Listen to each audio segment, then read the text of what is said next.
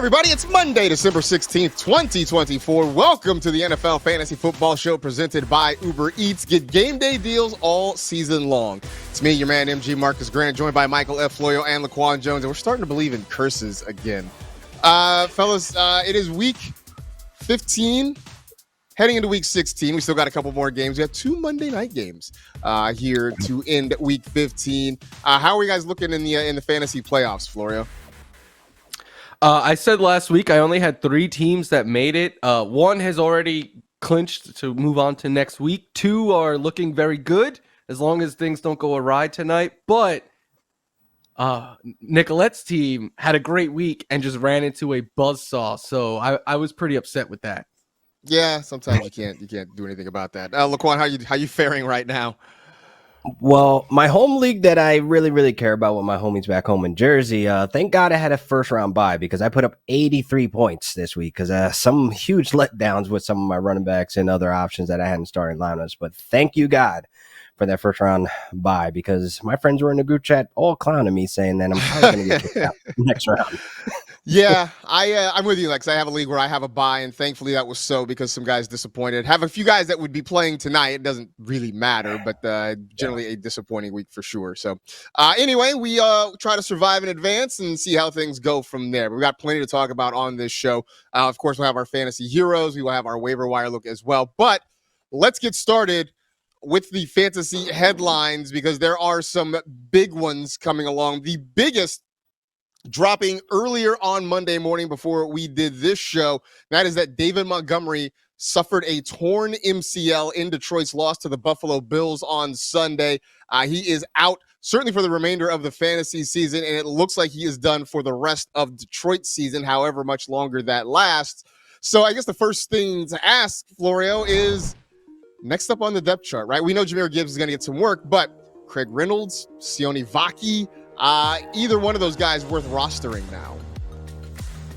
I think I'm going to go grab Craig Reynolds of the 2, but this is just kind of speculation. If the coaching and Dan Campbell, what I love about him is he's pretty straightforward. So if he comes out and is like, hey, Vaki's going to be the guy that we like more, then I will change my attitude. But right now I'm looking at it like he is a handful of carries in his NFL career, whereas Craig Reynolds has been with this Lions team for years now. But I don't want to have to start either one of them. Like, it's going to be a lot of Jahmyr Gibbs, and yeah, hopefully you have another running back or something that you could plug in to David Montgomery's place because either one of these guys could give you single-digit fantasy points next week. Yeah, I mean, I feel like at this point, Reynolds or Vaki, whoever it is pretty much just a handcuff. So, Laquan, I guess this means Jahmyr Gibbs is going to be on a lot of championship rosters this year.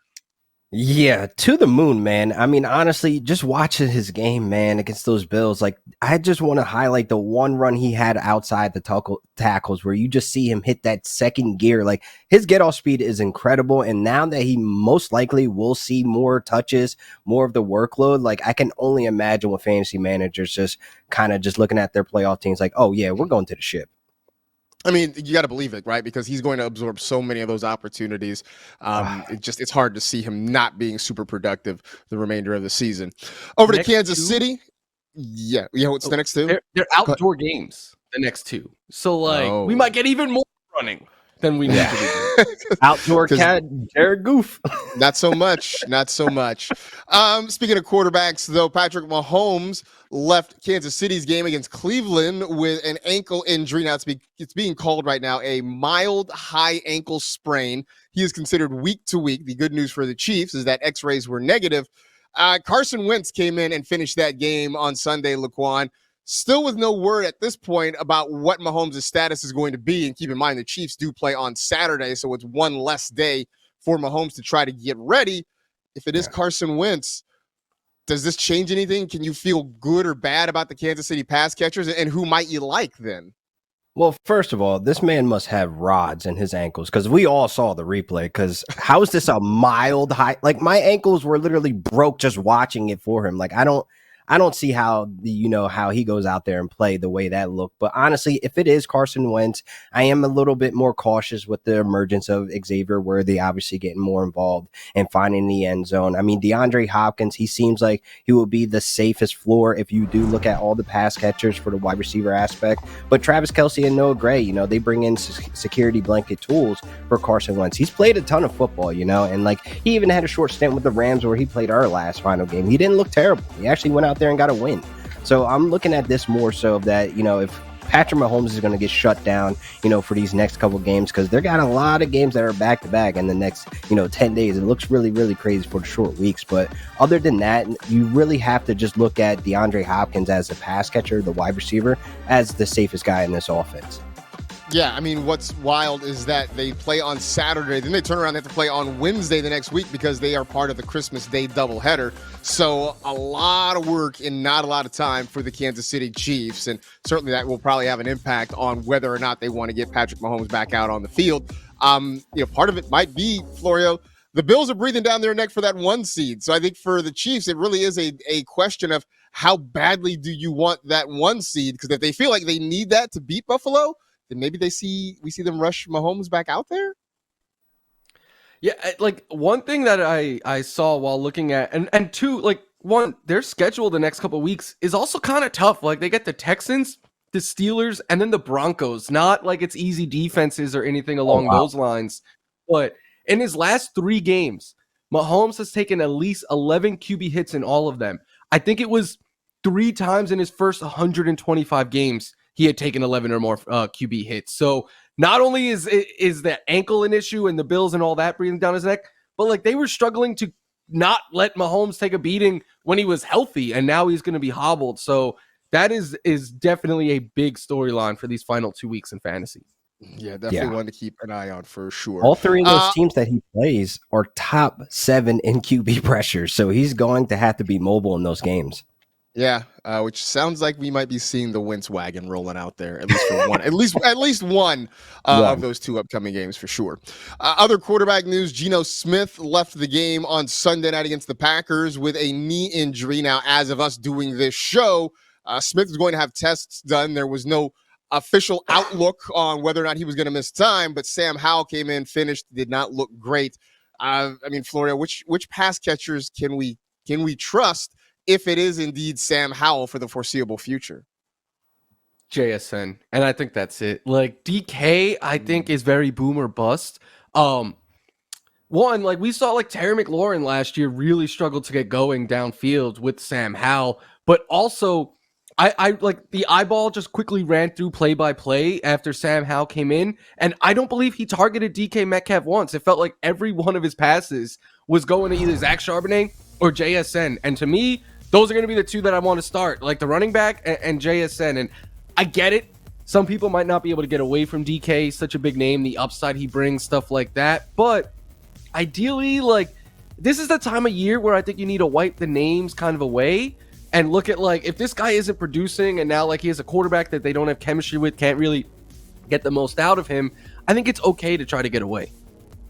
Yeah, I mean, it's not a great situation there with Sam Howell. I mean, we saw there was a stretch last year when he was fantasy relevant, and, we loved Terry McLaurin with Sam Howell, but over the long term, it feels really dicey to try to trust him, especially this time of year with your fantasy playoffs on the line. So we'll keep an eye out on Geno Smith's situation. Of course, obviously Patrick Mahomes as well, and unfortunately, it looks like David Montgomery is done for the rest of the fantasy season. So that was all bad. Let's get to something that was all good.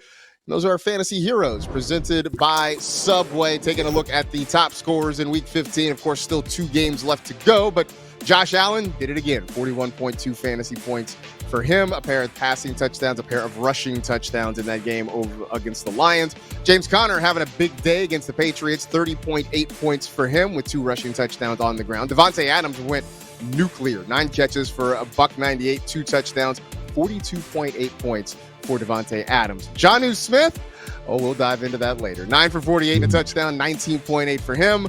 Chase McLaughlin, 4 made field goals, 4 PATs. That was 16 points. And the Broncos defense taking advantage of Anthony Richardson and the Colts. 2 sacks, 5 takeaways, a touchdown, 22 fantasy points for them. So those were some of the top level heroes. Laquan, did you have an individual hero from this week? Dun da da da! Chase Brown. I want no more start and sit questions about Chase Brown. Like, it's a lock. It's his backfield. He is seeing crazy amount of workload. I mean, look, the dude hasn't played under 75% of the snaps since week 9, and since week 9, he's actually second behind Saquon Barkley in scrimmage yards. This dude is a candidate for a lead winner just based on the usage that he's getting. This is like Joe Mixon vintage workload that we're seeing behind this Bengals O-line. He's going out there tearing it up in between the tackles and consistent in the passing game as well. So he definitely saved a lot of fantasy managers, first round playoffs if you're dealing with guys that let you down earlier this week, Cooper Kupp. But overall, looking at Chase Brown, man, you just gotta love that he put the cape on this week, and I think he's going to put it on for the next 2 games as well. Chase Brown, not just a Bengals running back, but also a description of what the opposing defenses do. Over to you, Florio. Who is your fantasy hero for Week 15? It's James Conner, and I know we're not on Fantasy Live, but I am going to take a humble brag here because outside of Josh Allen, who is the most obvious start, every one of those top scorers was in start-sit as a start last week. So I'm definitely taking a little humble brag on that. But I think James Conner is just extremely underrated right now. He gave you 31 fantasy points, was the RB1 on the week, is the RB10 on the season right now. And game script doesn't matter because when they fall behind, he gets used in the passing game. When they have a lead, he's the one that they use to grind out the clock. And he was my guy all summer, all year. And we kept saying okay, he's going to miss 4 or 5 games, but when he plays, he's going to be an RB1. Guess what? He's an RB1 and he hasn't missed a single game. I was going to say a snap. Maybe he's came out for a snap or 2 here or there. But then he gets the Panthers next week and the Rams the week after that. James Conner is going to be on a lot of championship rosters this year. James Conner continues to just be underrated in drafts, and then year after year just proves how good he actually is. And again, I think next year he'll be like a 4th round pick next year, and everybody's gonna be like, "Man, I should have drafted James Conner." We're gonna do this again. Mine, it's almost a humble brag, not quite, but Malik Neighbors, because my bold prediction last week was that he would get you 100 yards and a touchdown. He got you 82 yards and a touchdown. First 20-point game he has had since week 3. Which coincidentally was the last time he scored a touchdown before Sunday. But it was nice to see him getting involved again. And it didn't really matter who the quarterback was. Obviously, we saw Tommy DeVito go out with an injury. Tim Boyle stepped in and was throwing passes to Malik Neighbors. So it just was sort of a reinforcement. The target share had been there the whole time. It's just that the production hadn't quite matched, especially because he wasn't scoring touchdowns. Next couple of weeks, schedule's not bad. They're at Atlanta next week. They follow up with a home game against Indianapolis. So there are some other good matchups there. And as long as the target share stays consistent for Malik Neighbors, I think he can finish the season strong. And maybe we just remind us that, look, he's a good player in a less than great situation, but still finding ways to be productive when and where he can. Top 10 wide receiver. I mean, on the year, very well could be. He's got 2 less games than every other wide receiver in the top 10. Yeah, so I mean, I think he's having a good year. We just had really high expectations for him, and that's kind of what the problem has been. Meanwhile, let's get to our big takeaways from Week 15. What did you learn, LQ? Yeah, I can't trust Najee Harris no more. He's not touching the starting lineups. I mean, honestly, this is the time where we need to buckle down and be like, all right, can we trust this guy? I don't even think the Steelers can trust him. I mean, look, the deal was sealed after this fumble right here. Look, I even called it in the B-roll. That's crazy. I just don't understand how you have a guy like Najee Harris. He is built and framed like a workhorse, but we're not getting that type of production. And it doesn't help with George Pickens out of the lineup dealing with a hamstring injury. The offense just completely fell off the cliff. I mean, weeks 1 through 13, they were averaging 344 yards per game. The last 2 games, 215. The run game suffered as well in these last 2 games, only 88 rushing yards per game. And then you add Jaylen Warren to that mix. I cannot trust Najee in these next 2 games going against top 3 rushing defenses, people. So no, he has to be completely faded and look for some of these other guys that you could plug and play. Look, I'm to the point now in my one league, I dropped him straight up. I was like, I'm not going to be dealing with this stress, getting my hair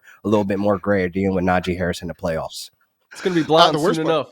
Yeah, it's true. The worst part is that fumble didn't even get credited to him. That fumble went to It went to Russell because of the way scoring works, because Russell was the last person to possess the ball. And so because Najee dropped an easy toss, sadly that goes to Russell Wilson and not Najee Harris. Florio, what have you learned from week 15? That the Chiefs, despite being 13-1 and the number one team in the NFL right now, they might not have a player that you can trust in fantasy football. And like Mahomes, look, he's hurt now. Mahomes has gone back. There was that stretch in the middle of the year where we were like, okay, maybe Mahomes is figuring it out. He's breaking out. Nope. He's just as touchdown dependent. He's just as much of a low floor play, like a floor play. There's really no upside as of late with Mahomes. Then Isaiah Pacheco comes back, but now they are mixing in him and Kareem Hunt literally down the middle, and neither, like, Pacheco doesn't have that burst back yet. Hunt never had it at this point this season. So like they're both giving you single digits pretty much each week. DeAndre Hopkins needs a touchdown to get to like 13 fantasy points. Travis Kelce, look, again, another one like Mahomes, had a really good stretch in the middle of the season, but go look at his recent games. It's single digits like every week. I understand because of the name and all of that you probably got to play him at tight end, but like realistically, if you covered up the name, it's not that great. Xavier Worthy brings a lot of upside, but the floor isn't all that high. So like there is not a single Chiefs player that I'm like, I cannot wait to start this guy in fantasy. A lot of the time it's like, I got to start this guy and hope he catches a touchdown. Yeah, which is a wild thing to say. One, about the Chiefs, but also about a team that's 13-1 and looks like the 1 seed in the AFC, depending on how things shake out the rest of the season. For me, we're going to pour one out for Alvin Kamara. Like, I know he scored a touchdown on Sunday, and that sort of helped boost his numbers a little bit, but the overall production has been disappointing for the last few weeks. Now, without Derek Carr in the lineup, it gets even worse because Jake Haener was not throwing the ball his way. We saw Spencer Rattler take over late in that game, and he's still not getting a lot of targets. On top of it, with new interim head coach Darren Rizzi there at the helm, Kendre Miller starting to get more work. So you're seeing fewer opportunities for Alvin Kamara now. So I think you're at a place where you are touchdown dependent, which is never a thing we really had to worry about because not only was Kamara running effectively in the past, he was getting enough targets and making enough catches to sort of make up for it. So this is not where you hoped you would be with a guy that was having a really good season, but there's so little left in this Saints offense that now if I'm an opposing defensive coordinator, I am game planning to take Kamara away and force the other guys to try to beat you, which generally speaking, they probably won't be able to. So tough go if you got Alvin Kamara on your roster. We're going to take a quick break, come back, we'll dive into the waiver wire and some moments we love as well. That's coming up next on the NFL Fantasy Football Show.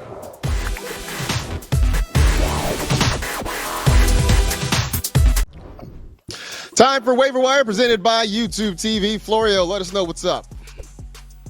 Yeah, look, you shouldn't be trying to just pick up any quarterback right now, but if you are streaming, Jameis Winston gets the Bengals next week. Cooper Rush gets the Bucks in both. We know, especially Cooper Rush playing a little bit better as of late. Jerome Ford is a big pickup because Nick Chubb broke his foot. Kendre Miller for all of the reasons Marcus said earlier with Alvin Kamara. Plus, Kamara groin tweak in this last one. You got to wonder if like at some point are they just like it's not worth it with him. Tajay Spears, Kenneth Gainwell, Ty Johnson, because again, you want backup running backs right now, especially those guys all got a lot of opportunity in week 15 and then some pass catchers. Jalen McMillan balled out this past week. So did Rashad Bateman. I mean, the Giants secondary are still trying to tackle him. Quentin Johnston continues.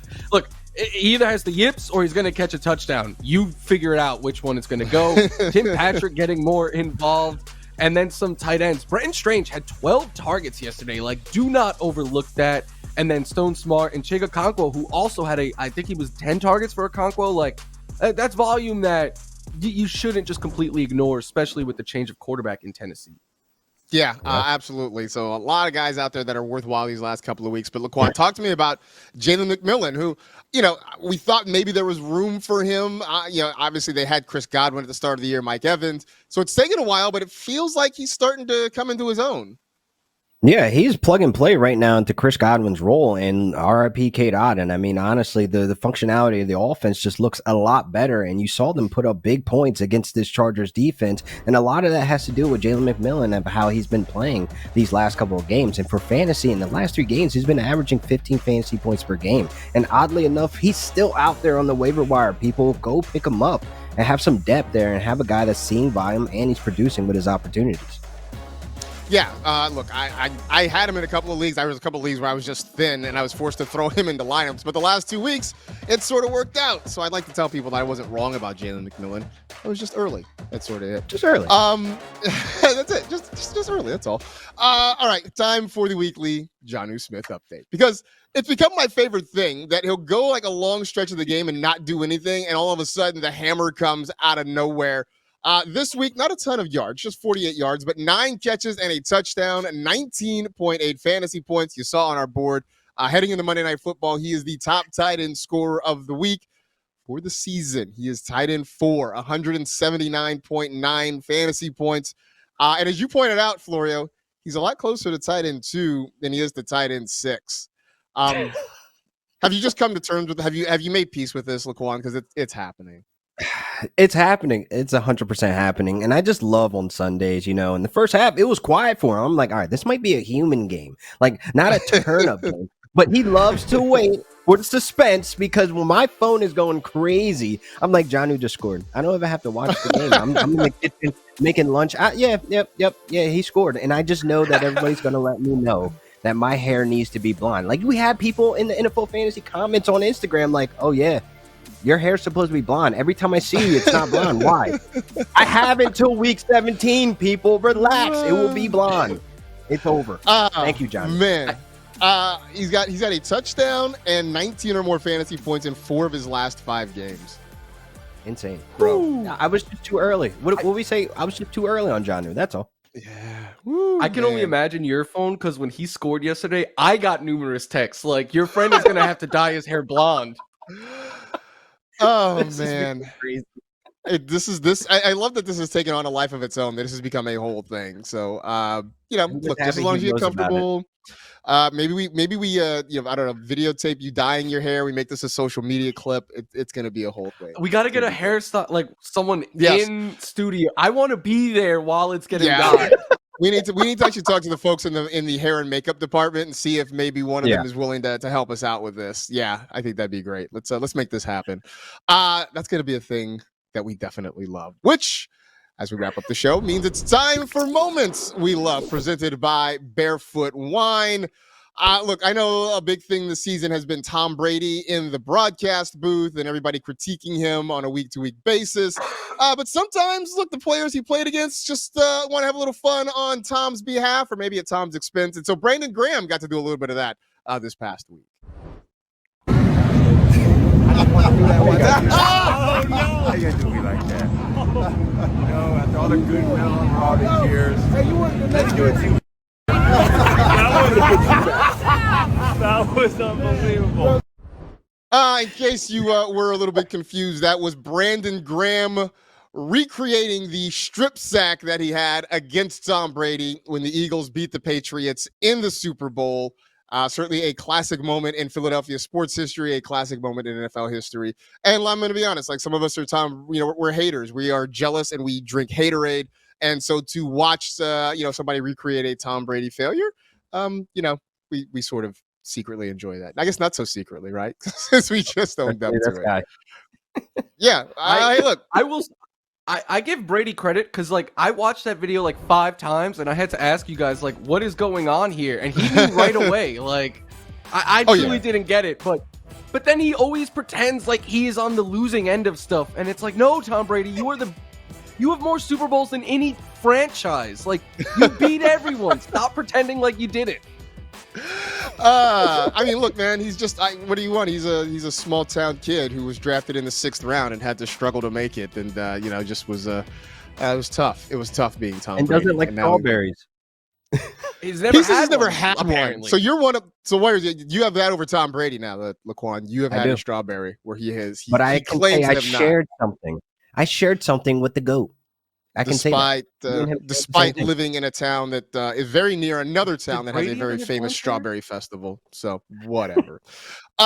Anyway, there you go. That was Moments We Love, presented by Barefoot Wines. Look, we still got a couple more games left in the week. Should be interesting. What is it? We got the Bears and the Vikings. We also have the Falcons and the Raiders. Maybe we get the Desmond Ridder revenge game. Who knows?